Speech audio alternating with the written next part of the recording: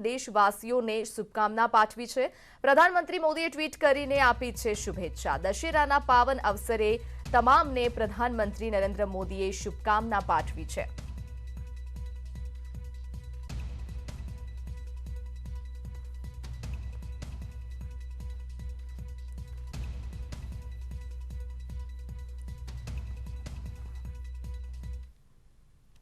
नागपुर में राष्ट्रीय स्वयंसेवक संघना वड़ा मथक खाते पण दशेरानी उजवणी कराई। संघना वड़ा मोहन भागवते शस्त्र पूजा करी हती।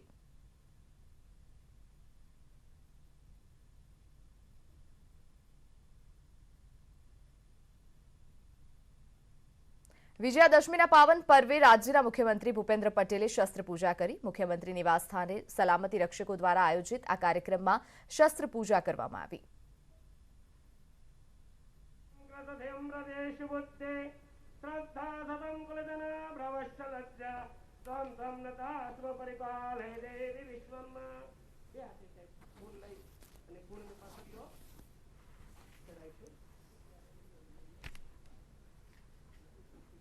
वडाप्रधान श्री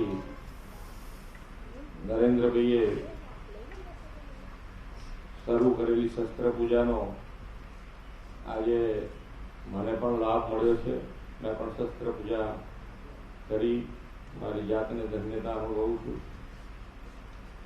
સીએમ સિક્યુરિટીની ઉપસ્થિતિમાં આજનો આ તહેવારની ઉજવણીની શરૂઆત કરી છે। સૌ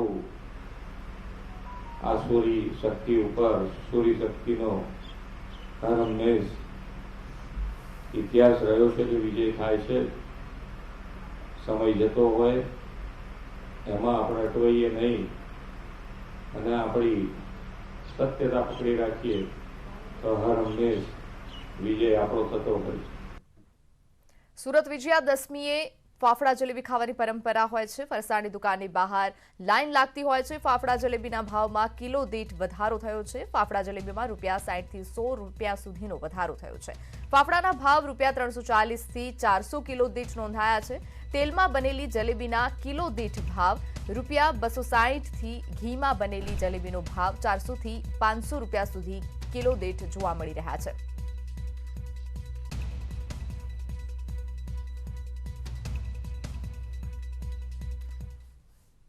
तो हाल में आरएसएसना संचालक मोहन भागवत बोली रहा है। सीधा जी एवं आत्मीय स्वयंसेवक बंधुगण,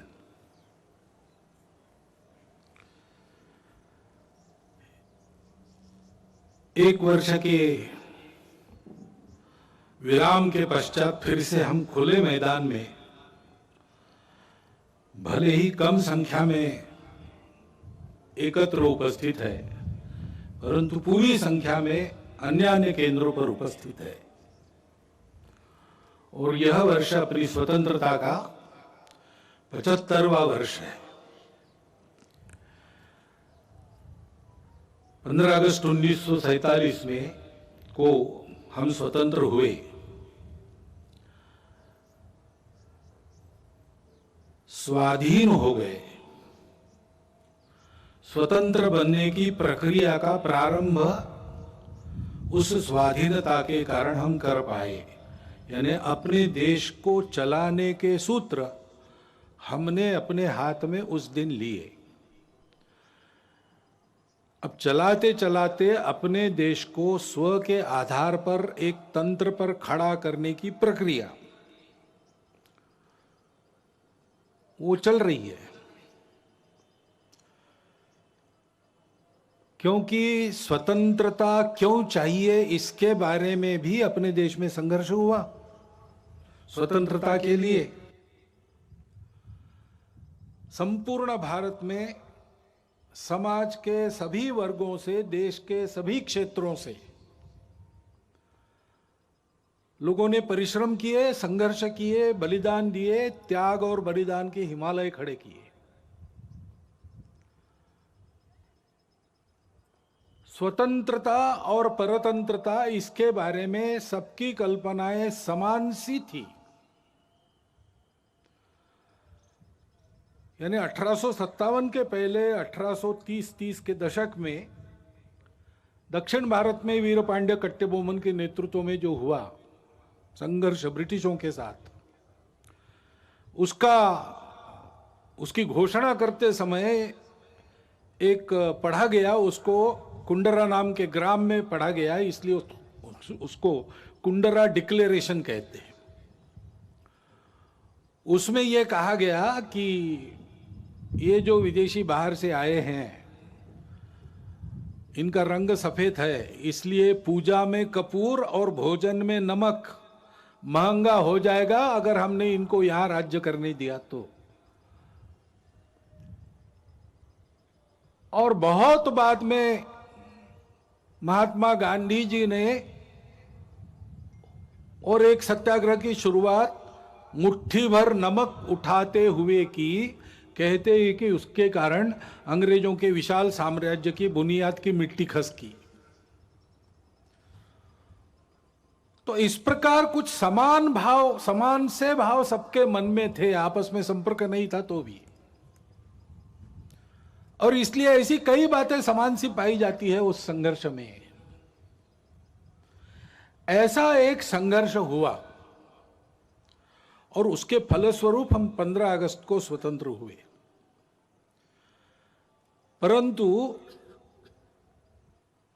कालांतर में स्व की कल्पना ढीली पड़ी, अस्पष्ट हुई।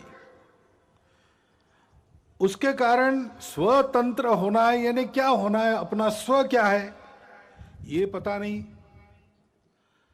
स्व का विस्मरण तो बहुत दिनों से चल रहा था और इसलिए स्व को भूल गए तो स्वजनों को भी भूल गए और अपने आपस में ही भेद इतने बड़े हो गए, उससे हम जर्जर हो गए।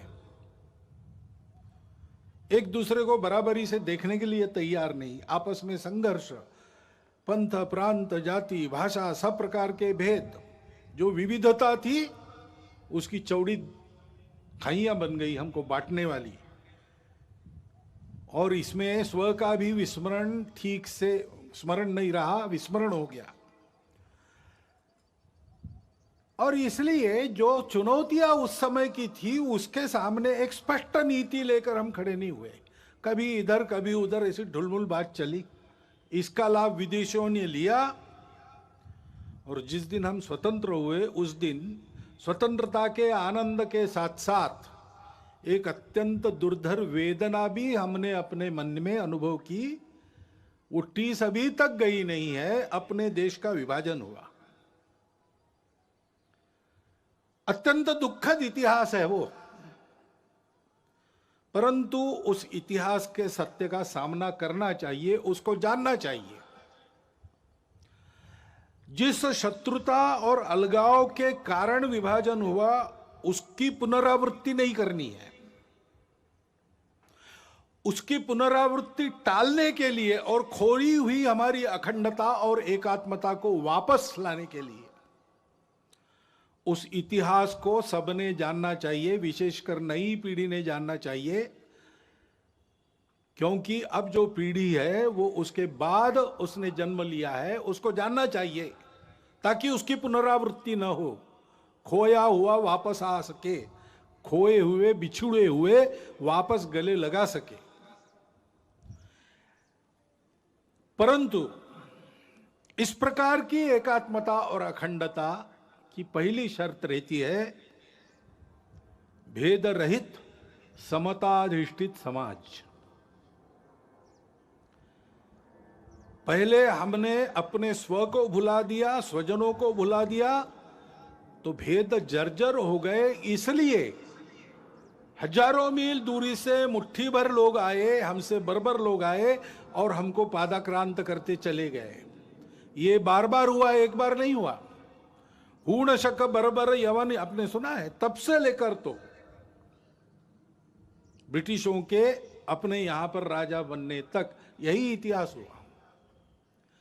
और इसलिए मूल जो अपना स्व है उसके आधार पर अपने स्वजन, उनके प्रति आत्मीयतापूर्ण व्यवहार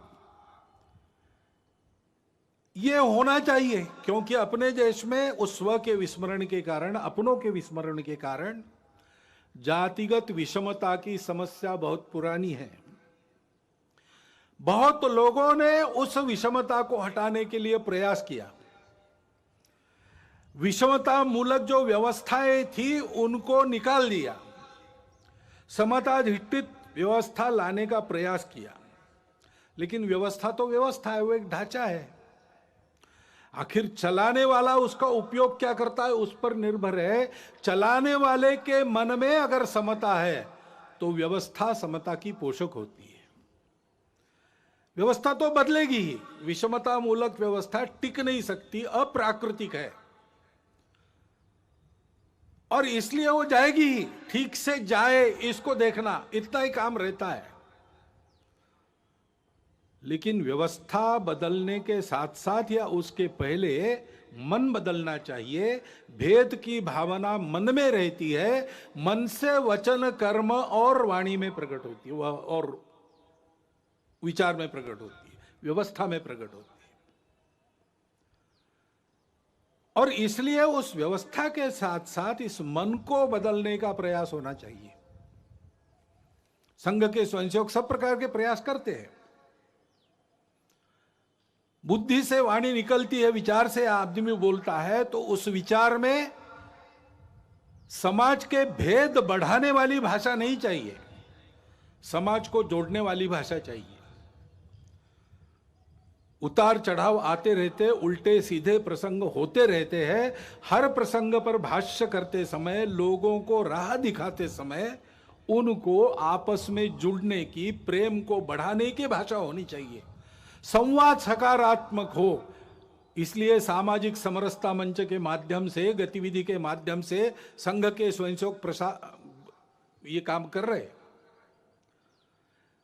व्यवस्थागत व्यवहार भी बदले, इसलिए मंदिर, पानी, स्मशान सबका एक हो, यहां से प्रारंभ हो, इसका प्रयास भी अनेक वर्षों से स्वयंसेवक कर रहे। धीरे धीरे आगे बढ़ रहे, सब प्रांतों में प्रयास चल रहा है।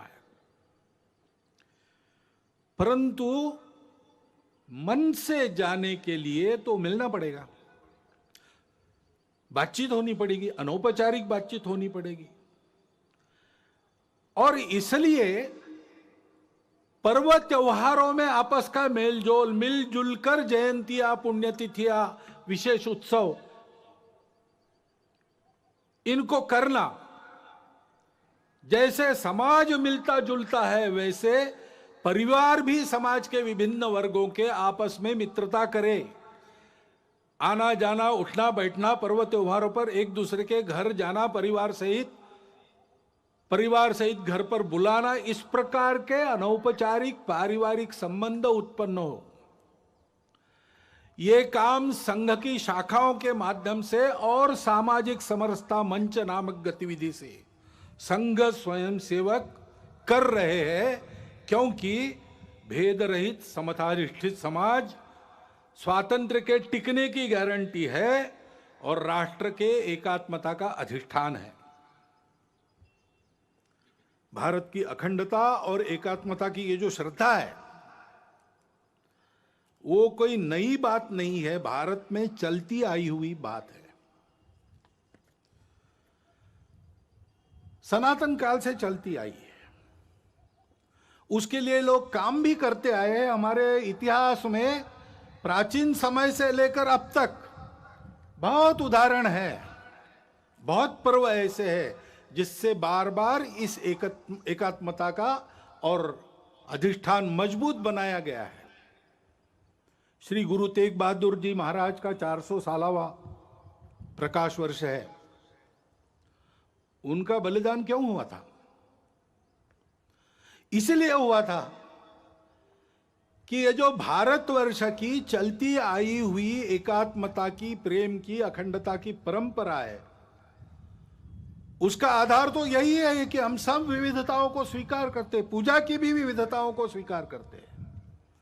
और उस समय देश में यह अत्याचार चल रहा था कि अपनी पूजा बदलो नहीं तो मरो।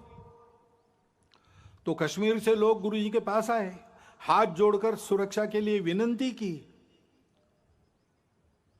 तेग बहादुर जी चले गए दिल्ली बादशाह के सामने और अपनी धर्म श्रद्धा का परिचय देते हुए उनका बलिदान हुआ उन्होंने अपना सिर दे दिया, परंतु भारतवर्ष में इस प्रकार की पूजा की स्वतंत्रता बनी रहेगी, सबकी पूजा स्वीकार होगी, कोई एक दूसरे की पूजा पर जबरदस्ती नहीं कर सकता। यह जो अपने भारतवर्ष के संस्कृति का सार है उसको उन्होंने दिया नहीं, सिर दिया, सार नहीं दिया। इसलिए हिंद की चादर कहलाए। भारतवर्ष की स्वतंत्रता, भारतवर्ष की एकात्मता, अखंडता के लिए बलिदानों, मिनी वीरों की सनातन काल से जो आकाश गंगा यहां चली आ रही है, उस आकाश गंगा के वे सूर्य से थे। वह कल्पना हमारी समान सी है और प्राचीन काल से चलती आई है। स्वतंत्र जीवन कैसा होता है, स्वतंत्रता क्या है? सबके सुख की कल्पना है। मंत्र पुष्प में हम कहते हैं अपुत्रा पुत्रिण संतु पौत्रिण अधना सधना संतु सर्वे संतु निरामया। सर्वत्र का भला, ऐसा कहते हैं। सबके सुख की कल्पना, किसी को नहीं छोड़ा, वसुधैव कुटुंबकम मानकर सब जिसमें सुखी हो और सबको एक साथ सुखी करने वाला, मनुष्य मात्र के तीनों पुरुषार्थ एक साथ साधने वाला, मनुष्य समूह सृष्टि को एक साथ सुखी कर सकने वाला, अर्थ कामों को नियंत्रण में रखकर मोक्ष की तरफ चलाने वाला, यह जो धर्म है उस धर्म का आविर्भाव अपने यहां हुआ। वो अध्यात्म आधारित है, अनुभूति आधारित है। हमारे स्वतंत्रता की वह आध्यात्मिक कल्पना है और इसलिए हम जानते हैं पसायदान में उस स्वतंत्र सुखी जीवन की कल्पना ज्ञानेश्वर महाराज ने की है। जे खळांची व्यंकटी सांडो तया सत्कर्मी रतिवाडो, भूता परस्परे पडो मैत्र जीवांचे, दुरितांचे तिमिर जावो विश्व स्वधर्म सूर्य पाहो, जो जे वांछील तो ते लाहो प्राणी जात। फिर से सबके सुख की कल्पना है, सबके कामना पूर्ति की कल्पना है, परंतु आधार क्या है? दुष्टों के बारे में भी ये कहा उनका टेढ़ापन जाए, उनकी अच्छे कामों में रुचि बढ़े, प्राणी मात्र में परस्पर सौहार्द, प्रेम, आत्मीयता का संबंध हो, सबके संकट दूर हो, सब अपने अपने स्वधर्म को अनुभूत करके चले, स्वधर्म पर चले, तब सबकी इच्छाएं पूरी होगी। प्राणी जात तो सुखी होंगे, जिनमें प्राण है वो सब सुखी होंगे, सुख दुख का अनुभव कर सकने वाले सब सुखी होंगे। रविन्द्रनाथ टैगोर ने बाद में कहा, कोई अलग बात नहीं की, चित्त जथा भय शून्य उच्च जथा शिर।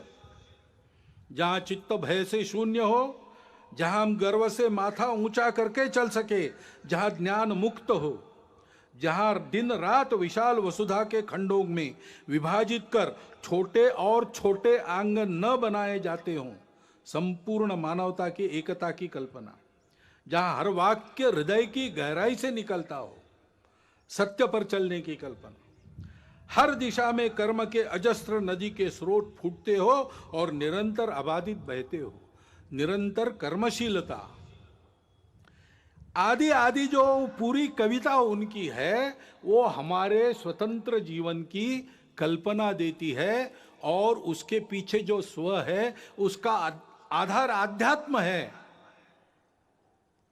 स्पष्ट करती है। और इसलिए योगी अरविंद, जिनकी 150वीं जयंती है, उन्होंने भी यही बात कही है, हमारे स्व का अधिष्ठान स्पष्ट किया है, हमारे राष्ट्रीयता की कल्पना को उच्च रव से कहा है। ગાંધીજી इसी आधार। સમાચારોમાં અત્યારે સમય થયો છે એક વિરામનો।